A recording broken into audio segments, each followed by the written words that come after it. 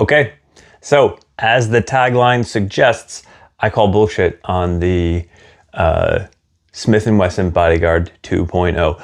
I might be giving away the ending here. I did not think that the Bodyguard 2.0 was a significant step up from the LCP. It's certainly not from the LCP Max.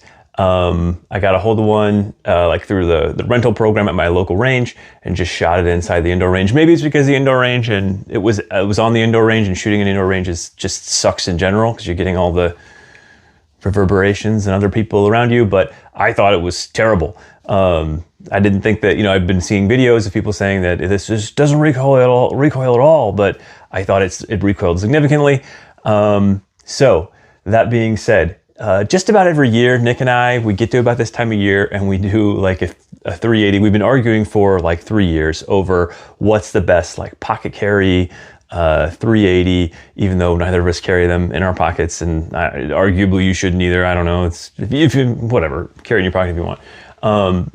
But Nick bought an LCP, the OG LCP, years ago in California. Paid way too much for it, and he has been hesitant to switch to anything, where I, on the other hand, who, I don't know if you guys know, but I buy and try a lot of different guns. And so I went from LCP way back in the day to LCP2 to LCP Max. I bought 2 of the Maxes because I do shit like that. And then I put a dot on an LCP and tried a bunch of different things. But the last match that we did, I think it was like 2 years, it was 2023, with the LCP, really like drove it home for me that like this isn't going to work. Oh, I also bought the 365 380. This gun, just the LCP Max, it's just not good enough. I didn't think that it was a gun that I could realistically smell your breath distances. It doesn't really matter what you have. Slingshot will do. But I didn't think that it was like, I can shoot better than this. And I think that with the 365 380, I can shoot much more to my capability than with any of the other ones. And I thought, and we'll see how it goes, that the Bodyguard 2.0 was going to be no different. That it's not a good enough gun to be able to like realistically, fight with. I know that's like a nebulous thing. Like, these situations are always different, whatever. It's just fun to talk about. So all you like Timmies, don't get on my case of like, well, that's not real. Shooting matches isn't real. Like, I know, okay? It's just for fun, relax. But so what we did this year was bring out the Bodyguard 2.0, this.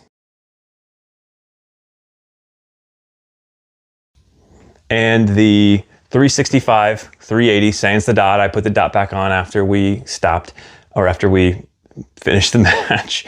But this is what I call the 365, 380 concealed carry version.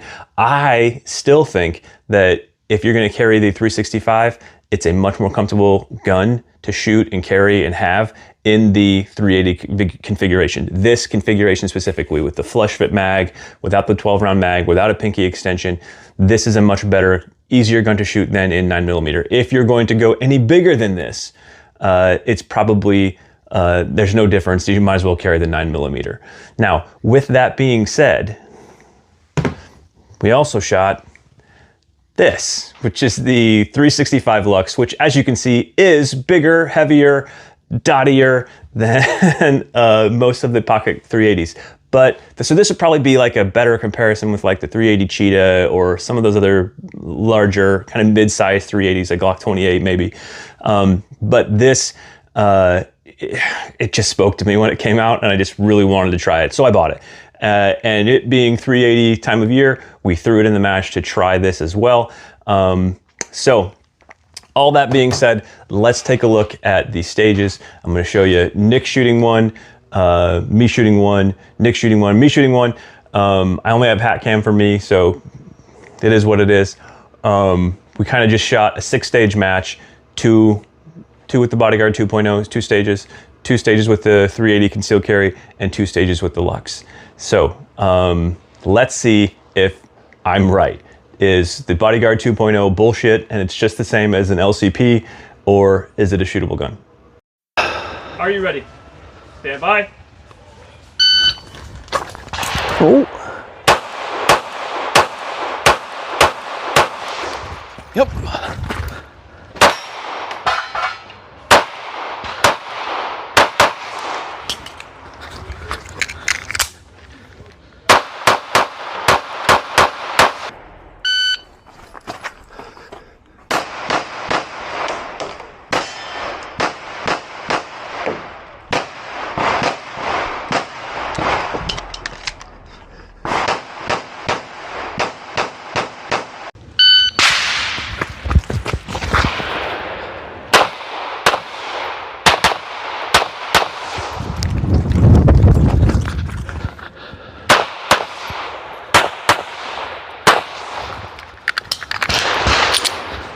If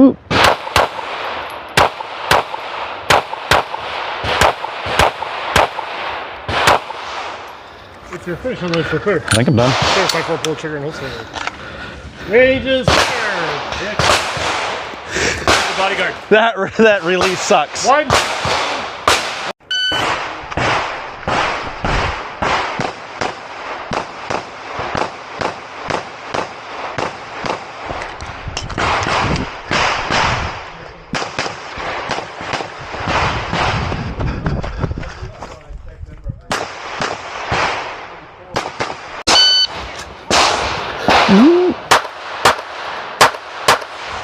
I missed that head.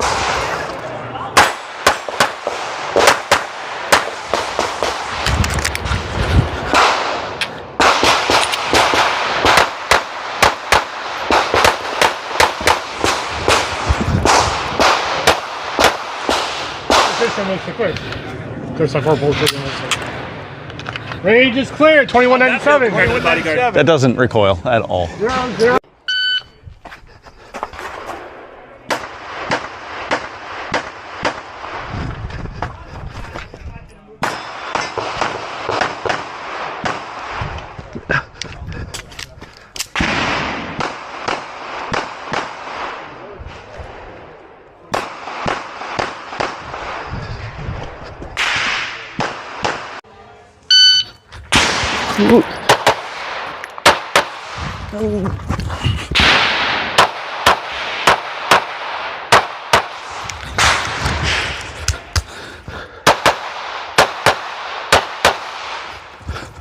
Ooh. Hi.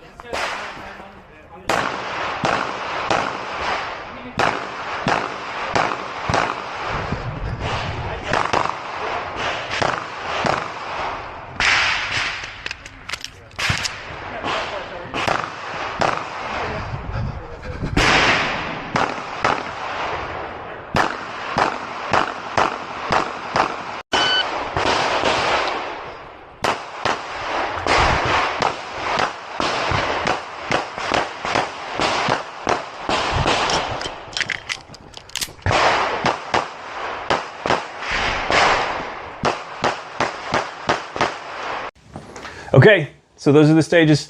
I kind of want to judge these things on 3 different different factors or different things that I think are relevant to little concealed carry guns like this. So the first being, how well do they carry? Because most of the time you're going to be carrying it, it's going to be on you and not in your hand, not being used. Number 2, how do they reload? And number 3, shootability. And I think that kind of goes in, it's probably in order of importance. It would be how do they carry, shootability, and reloadability. I think that more than likely you're just going to be carrying it around. If you should need it, then your ability to shoot it becomes the next most important. And then if things go really bad while you're shooting it and you need to reload it, then reloading becomes the 3rd priority. But the way I'm going to talk about them is how they carry, reloadability, and shootability. I don't know if reloadability and shootability are words, but they are now. So how they carry. And this one kind of comes out to a wash for me. So I know that Nick's argument is that the Bodyguard 2.0 will carry much easier than either the Bodyguard or the 365, 380 or the 365 Lux. I believe that's probably true with the 365 Lux. However, the way that Nick is carrying these guns, the way that I'm carrying these guns, and I don't know how you're doing it, is that like it would certainly make a difference in a pocket. But this being that I'm carrying appendix for just about everything and Nick is carrying these guns in appendix as well, I don't see that great of a difference when it comes to how they carry all day. Now this having the essentially the 4-inch slide with the compensated slide and that length, not 4-inch, like 3.7 or something, but that length, it might be a little less comfortable when you're appendix carrying and if it's, you know, digging into you while you're sitting down or something like that. However, in the appendix holster carrying, I don't think that even this is too big. I think this is the size of a lot of people are carrying in 9mm. And by the way, I don't know why Sig made this in 380. I mean, it's a cool gun. I really like it. As you saw in the video, it just doesn't recoil at all. You can see the other two guns are kind of kicking back at us, and this thing just doesn't even move. I think we both probably could have shot this gun a lot faster than we were, but it is what it is.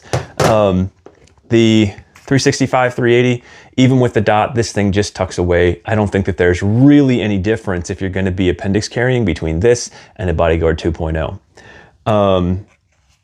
So how they carry, to me, they're all about the same. So if you're looking at any one of these, I don't think that you're going to be much different. I don't even think the LCP Max would be much different in how they carry.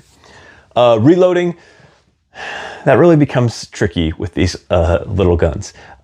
Specifically to point out, a few things to point out, reloading is just a touch easier, I think, with the 365. Nick has been shooting 365 in Bug Division for the last 2 years, and his reloads, I literally don't know how he can do it that quickly. But his reloads with the 365 are off the chain. So super fast. Should he need that to do that in real life, he's going to be much faster reloading that than he will with the Bodyguard 2.0. Additionally, we both noticed that with the Bodyguard 2.0, if you're reloading with a round in the chamber, it's really, really difficult to seat the magazine. And we were downloading some of those magazines because we were shooting with 10 rounds in each magazine. 2 of the magazines were 10-round magazines, 1 was a 12, but even the 12 downloaded still had to, we had to shoot 2, slide lock, and reload just to make sure that you could just insert the magazine and go back to shooting, rather than trying to like smash it in or something like that. So in terms of reloadability, I mean, obviously the bigger gun, the 365 Lux, is the winner there.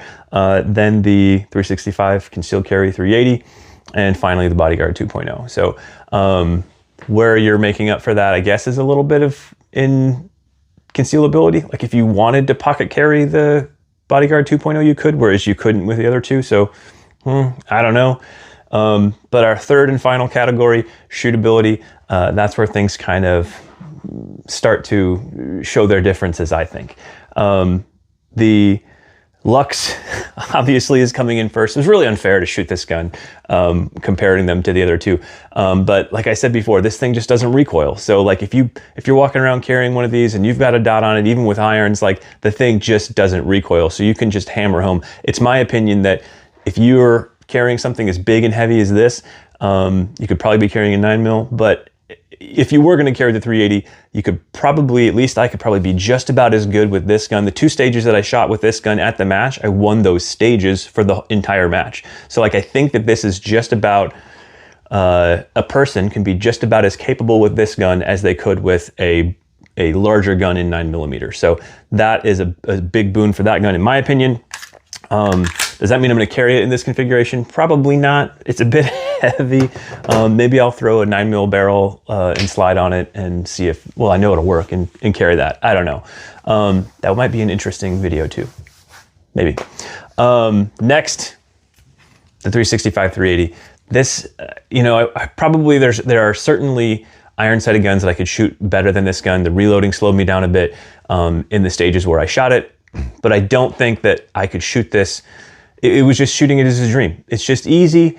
It shoots as well as like a bigger gun, like a CCP size gun or a compact gun in 380. This is really the ideal size for this size of 365. When you move up, 9mm is better.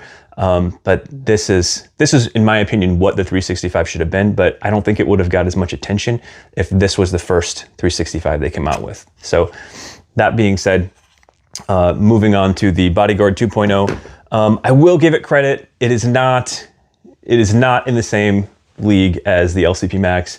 It is not in the same league as the LCP. It is above those guns. It is a much easier to shoot gun. And so the way I kind of approached the stages that I shot with that, one of the stages was like stage 6 was like, we had some pretty far shots and I was really interested to see how well that would do.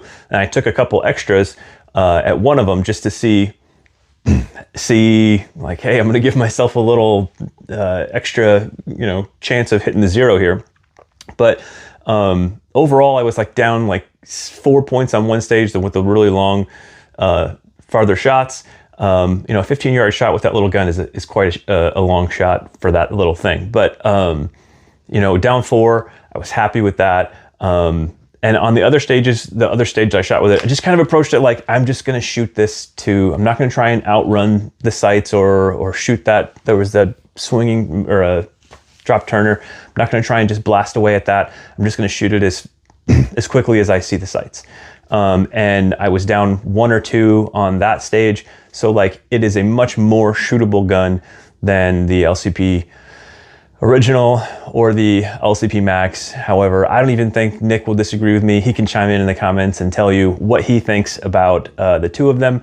However, I still say that the 365 concealed carry is a more shootable gun. And if you're going to carry them appendix, I win again, Nick. I win again. So I don't know. You know, if you guys have guns like this, let me know what you think. Other than that, it's fun to get out there and just try these stupid guns and do stupid stuff. So if you have the time and the means, check out www.dz-214.com, where you can donate to the vetted veterans charities that we support, and we'll think of something dumb to do for you next time.